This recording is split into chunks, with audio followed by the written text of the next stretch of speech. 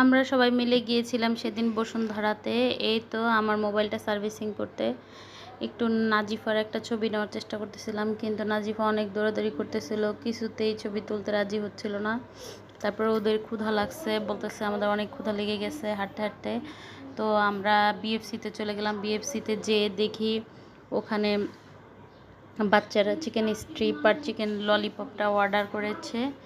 পরে আমরা এগুলোর জন্য ওয়েট করতেছিলাম অনেকক্ষণ পরে এগুলো দিয়ে গেল। আর আমরা এই যে খাওয়া শুরু করে দিয়েছি। গরম গরম চিকেন স্ট্রিপ আর চিকেন ললিপপ, সাথে আমরা সুইট কর্নটাও নিয়েছিলাম। সুইট কর্নটা অনেক মজা ছিল।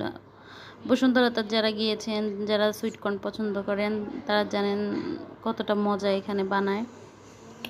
তারপরে এখানের খাবার দাবার আমার খুব ভালো লেগেছে। এই যে নাজিফা বাবু খাচ্ছে। তা আমরা খাওয়া দাওয়া শেষ করে অনেকক্ষণ গল্প করলাম। খাবারটা ইয়ামি ছিল, ভালো লেগেছে। আর নাজিফা তো খুব এনজয় করেছে। আমরা মাঝে মাঝে বাচ্চাদেরকে নিয়ে বাইরে বের হই ঘোরার জন্য। তারপর কোনো কাজ থাকলেও বাচ্চাদেরকে সাথে করে নিয়ে যাই, বাচ্চারা বিষয়গুলো খুব এনজয় করে।